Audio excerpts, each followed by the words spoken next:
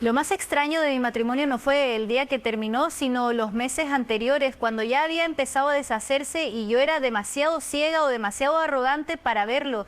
Recuerdo haberle dicho a mi mejor amiga Sara que Mark se había vuelto agradable. Era una palabra que usaba con un suspiro, como si su recién encontrada calma fuera de algún modo un defecto de carácter. Durante años nuestra relación había sido una sucesión de tensiones silenciosas, un matrimonio construido sobre la rutina más que sobre la pasión. Éramos dos satélites orbitando el mismo planeta que ocasionalmente pasaban lo bastante cerca como para una conversación educada sobre la lista de la compra o de quién era el turno de limpiar las canaletas. Mark era arquitecto, un hombre que vivía en un mundo de líneas rectas y cimientos firmes. Yo, en cambio, era todo bordes suaves y emociones impredecibles, o al menos eso creía. Trabajaba como diseñadora gráfica freelance, lo que significaba que mis días eran fluidos, a menudo pasados sola en mi despacho en casa. Empecé a sentirme como un fantasma en mi propia casa. Mark llegaba, me besaba en la mejilla, preguntaba por mi día y luego se retiraba a su estudio a trabajar en planos o revisar cálculos estructurales. Confundí su tranquila dedicación con indiferencia. Me sentía no vista, no escuchada y, lo peor de todo, nada interesante. Entonces conocí a Liam en la inauguración de una galería de arte local. Sara me había arrastrado allí insistiendo en que necesitaba salir más. Liam era el artista, era todo lo que Mark no era. Impulsivo, emocionalmente disponible y me miraba como si fuera el sujeto más fascinante que hubiera visto jamás. No solo me preguntaba cómo había ido mi día, me preguntaba con qué había soñado la noche anterior, cuál era mi mayor miedo, qué música me hacía sentir más viva. Era embriagador. Nuestra conversación empezó en línea, comentarios inocentes por mi parte sobre su obra que florecieron en mensajes largos y profundos. Me decía a mí misma que solo era amistad, un encuentro de mentes creativas. Me estaba mintiendo a mí misma y se me daba bien. La primera vez que me encontré con Liam para tomar un café, el corazón me golpeaba las costillas con una emoción culpable. Solo era café, pero la segunda vez fue un almuerzo. La tercera, un paseo por el parque. Con cada encuentro secreto construía una segunda vida, un mundo brillante y emocionante que controlaba por completo. Me convertí en una experta en el engaño. Le decía a Mark que iba a ver a Sara para una noche de chicas. Decía que tenía una reunión tardía con un cliente. Él nunca lo cuestionaba. Su confianza era una manta con la que envolvía mis mentiras y que encontraba asfixiante en lugar de reconfortante. Un martes por la tarde le dije a Mark que iba a un taller de diseño en la ciudad de al lado, algo que duraría todo el día. En lugar de eso, conduje hasta un pequeño hotel boutique que Liam había sugerido. Mi teléfono vibraba en mi bolso mientras Liam y yo nos sentábamos en el pintoresco jardín del hotel compartiendo una botella de vino. Era Mark. Dejé que fuera al buzón de voz. Llamó una y otra vez. Un filo de miedo helado me atravesó. Esto no era propio de él. Mi perfecta tarde clandestina de pronto se sintió expuesta. Me disculpé y entré al vestíbulo con los dedos temblando mientras le devolvía la llamada. Clare, su voz estaba tranquila, demasiado tranquila. ¿Dónde estás? En el taller, dije. Mi voz un poco demasiado aguda. Te lo dije. ¿Está todo bien? Hubo un robo, dijo con un tono plano, desprovisto del pánico que yo habría esperado. En la casa volví temprano porque no me sentía bien, la ventana de atrás está hecha añicos. ¿La policía está aquí ahora? La sangre se me heló. Oh, Dios mío, ¿estás bien? Se llevaron algo, mi mente corría, no por la ventana rota ni por los objetos robados, sino por mi portátil que había dejado abierto en mi escritorio en casa. Mi correo estaba iniciado, mis mensajes con Liam estaban allí mismo, a la vista. Estoy bien, dijo, es un desastre, parece que estaban buscando algo específico, revolvieron mi despacho, tu despacho. Dejó la frase flotando en el aire, deberías volver a casa. El camino de vuelta fue el más largo de mi vida. Cada peor escenario posible se desarrolló en mi cabeza. ¿Lo habría visto la policía? ¿Y si necesitaban revisar mi ordenador en busca de pruebas? Practiqué mis expresiones en el retrovisor. Preocupación, sorpresa, miedo por nuestra seguridad. Ni una sola vez practiqué la honestidad. Cuando llegué había un coche de policía aparcado frente a la casa. Mark estaba en el salón hablando con un agente. La casa estaba patas arriba, cajones sacados, cojines fuera de lugar. Mark parecía pálido, pero me dedicó una pequeña sonrisa tensa cuando entré. Clare, este es el oficial Briggs. Pasé por las formalidades, respondiendo preguntas, fingiendo sorpresa y confusión. No dejaba de mirar hacia la puerta de mi despacho que estaba entreabierta. Mi escritorio parecía intacto. Más tarde, después de que la policía se marchara prometiendo aumentar las patrullas en el vecindario, Mark y yo nos sentamos en la sala de estar en silencio. Es tan invasivo, dije, abrazando un cojín contra el pecho. ¿Quién haría algo así? Mark se limitó a mirarme, sus ojos profundos e inescrutables. No lo sé, dijo suavemente, pero no se llevaron mucho. Mi viejo reloj ha desaparecido, algo defectivo de tu joyero, pero es extraño.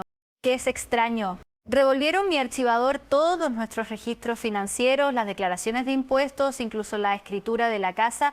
Todo estaba sacado, esparcido, pero no parece faltar nada de ahí. Es como si nos estuvieran auditando.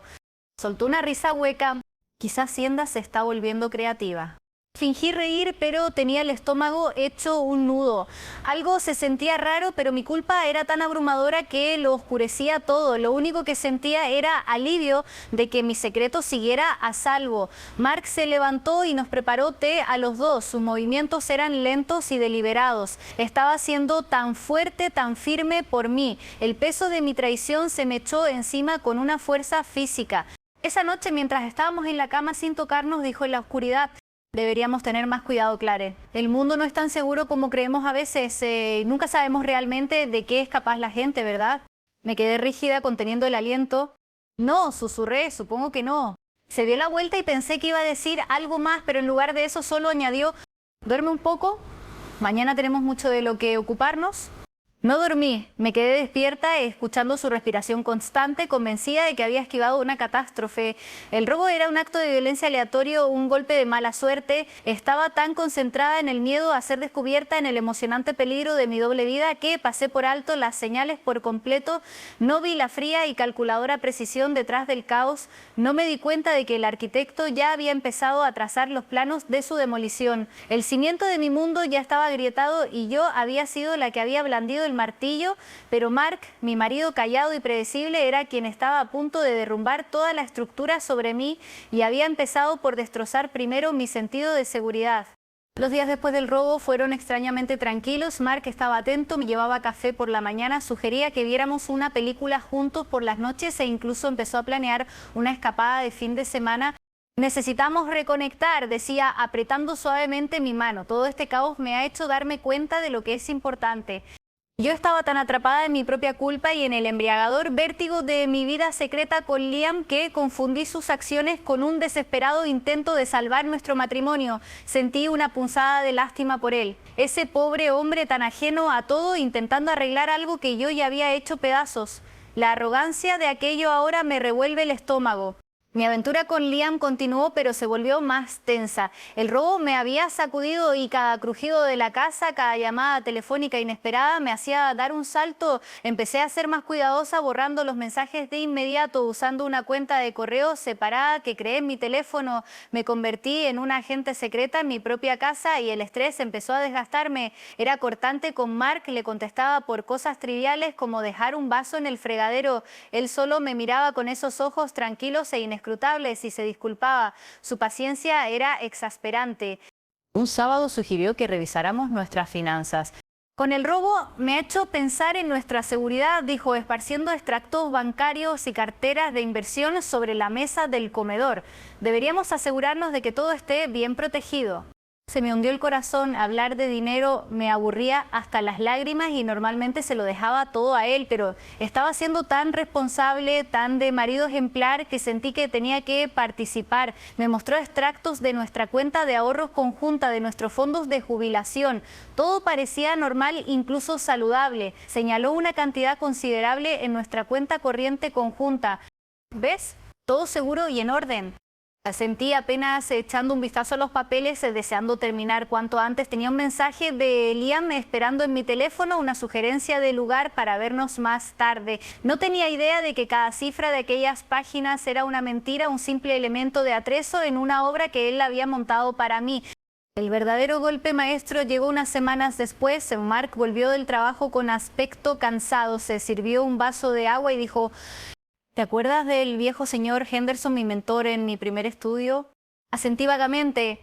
Falleció la semana pasada, el funeral es el jueves, es en otro estado, tendré que volar el miércoles y volver el viernes. Sonaba sinceramente apenado, le ofrecí mis condolencias mientras mi mente ya echaba cálculos. 3 días enteros de libertad con Liam. El día que se fue me besó en la puerta con la maleta a su lado. Te llamo cuando aterrice, dijo, cuida la casa.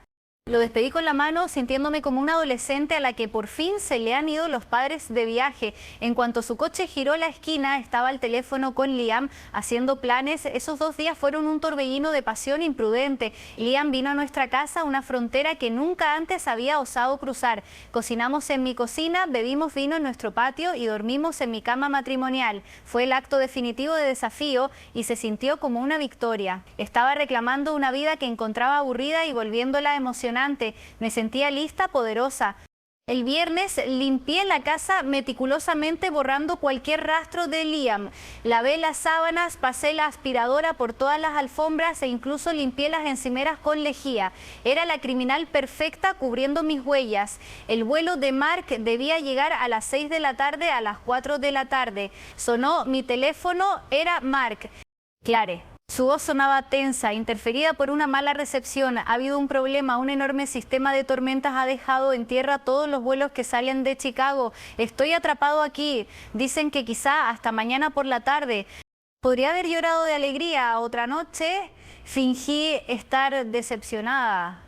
Oh, cariño, es terrible. ¿Estás bien? ¿Dónde te vas a quedar?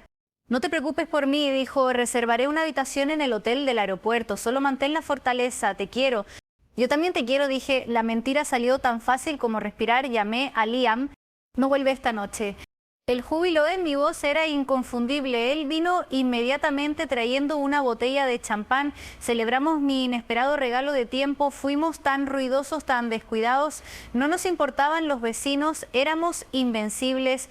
A la mañana siguiente repetí mi ritual de limpieza. Liam se fue alrededor del mediodía y yo me acomodé para esperar. La llamada de Mark llegó sobre las 3 de la tarde. Por fin en un avión, dijo, sonando cansado, debería estar en casa sobre las 7, no puedo esperar para ver. Yo tampoco puedo esperar para verte, canturreé, ya planeando qué hacer de cenar para mantener la farsa de la esposa cariñosa. A las 6:30 p.m.com sonó el timbre. Fruncí el ceño esperando que Mark simplemente entrara, quizá era un paquete. Abrí la puerta y encontré a una mujer bien vestida, con un traje de pantalón impecable y una carpeta de cuero en la mano. Me dedicó una sonrisa educada y profesional. ¿Clare Evans?, preguntó. Sí. Mi nombre es Ángela Rosso, soy notificadora judicial. Por favor, acepte estos documentos. Me entregó un grueso fajo de papeles sujeto con una pinza, parpadeé, confundida. ¿Qué es esto? ¿Es por el robo? Es una demanda de divorcio, señora, presentada por su esposo Mark Evans junto con una moción para congelar todos los bienes matrimoniales y una orden de alejamiento que le prohíbe disponer de cualquier propiedad perteneciente a la sociedad conyugal. Que tenga buena tarde.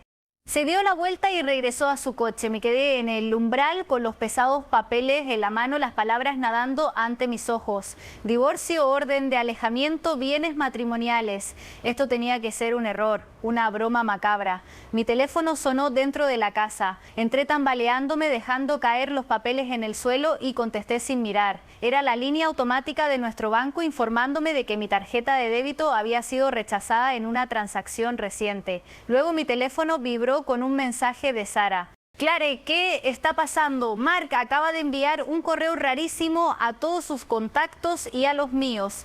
El mundo comenzó a inclinarse, rebusqué entre los papeles de divorcio con el corazón golpeando mis costillas tan violentamente que pensé que iba a vomitar. Pasé la vista por el lenguaje jurídico hasta que mis ojos se clavaron en la fecha. La demanda había sido presentada hacía más de 3 semanas, el día después del robo. No había habido ningún robo, no había ninguna tormenta en Chicago, no había ningún funeral para el señor Henderson. Todo había sido un montaje, una operación meticulosamente planificada y bellamente ejecutada. El allanamiento había sido una artimaña para hacerme paranoica, para hacerme descuidada y darle una excusa para asegurar nuestras finanzas, lo que en realidad significaba que estaba moviendo el dinero dejándome fuera. El viaje había sido una mentira para darme la cuerda suficiente para ahorcarme. Él lo sabía todo.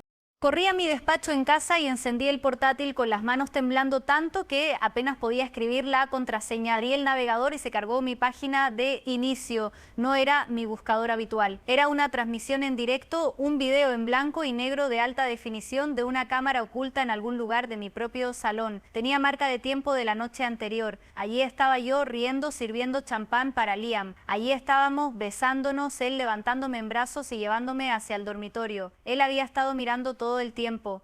Oí una llave girar en la cerradura de la puerta principal, me di la vuelta de golpe con la sangre convirtiéndose en hielo. Mark entró, no llevaba un traje ajado por el viaje, llevaba los vaqueros y el jersey con los que se había ido el miércoles por la mañana. Parecía tranquilo, descansado y absolutamente al mando. Dejó las llaves del coche en el cuenco de cerámica junto a la puerta con un suave y definitivo tintineo. Me miró los papeles de divorcio esparcidos por el suelo, miró mi rostro pálido y horrorizado reflejado en la pantalla del portátil. No sonrió, no gritó, simplemente me miró con una profunda y helada vaciedad.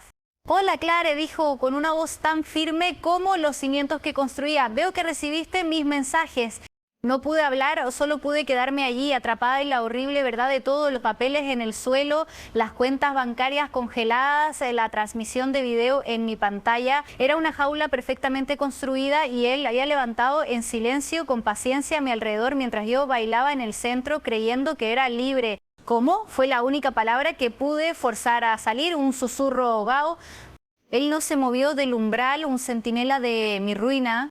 Los ladrones fueron muy minuciosos, dijo con la voz desprovista de emoción. Instalaron cámaras en todas las habitaciones, micrófonos también. He estado recopilando pruebas desde hace tiempo. Tu amigo Liam es todo un orador, dice cosas preciosas sobre ti. Las piernas me fallaron y me dejé caer en el último peldaño de la escalera. La madera estaba fría a través de la ropa. El señor Henderson, el funeral, está vivo y sano jugando al golf en Florida. Necesitaba que te sintieras segura, necesitaba que estuvieras exultante. La palabra fue un latigazo. El policía era un amigo mío de la universidad. Los registros financieros que revisamos eran señuelos, las cuentas reales llevan semanas aseguradas. Dio un paso lento hacia adelante y yo me estremecí, se detuvo un destello de algo, quizá desprecio, cruzó por sus ojos. No voy a hacerte daño, Clare. Yo no soy tú. Esto hizo un gesto alrededor de la casa hacia los fantasmas digitales de mi infidelidad. Es la consecuencia, no un crimen pasional, un asunto de hechos. Metió la mano en el bolsillo trasero y sacó una única llave lanzándola al suelo cerca de mis pies. La llave se deslizó hasta detenerse sobre la madera.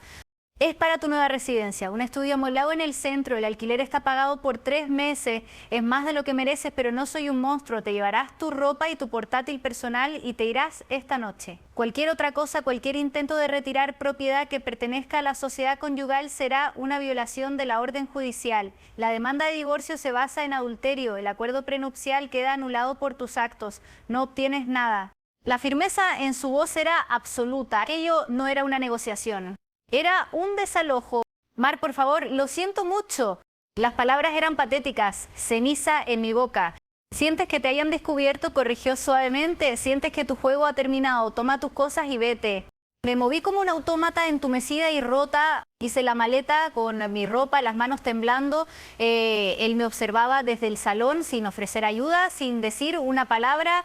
Ya me estaba tratando como a una extraña, un problema que había sido resuelto de forma eficiente. Cuando pasé junto a él por última vez, arrastrando la maleta, vi el cuenco donde dejaba sus llaves. Justo al lado estaba el pequeño pájaro tallado que me había comprado en nuestra luna de miel. Un símbolo de un amor que yo había creído frágil, pero que ahora entendía que solo era paciente. Había esperado a que lo traicionara para poder destruirme de forma perfecta y silenciosa.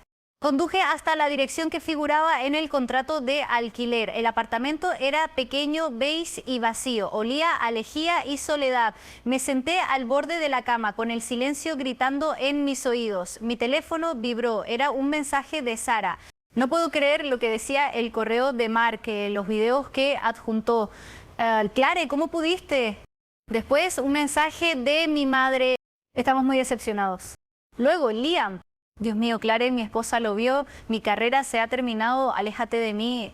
No solo me había exiliado, me había borrado, había convertido mi mundo secreto y emocionante en pruebas públicas y al hacerlo había desmantelado mi vida con la fría y precisa habilidad de un arquitecto revisando un plano defectuoso. Su venganza no fue violencia ni gritos, fue la silenciosa certeza absoluta de que yo había perdido, no solo a él ni mi hogar, sino mi reputación, mis amigos, el respeto de mi familia. Me había dado exactamente lo que yo había pedido, una vida sin él. Y en el aplastante silencio de aquella habitación vacía, por fin entendí el peso de su ausencia y la aterradora completitud de su victoria. No solo me había dejado, me había definido, y mi historia sería para siempre la que él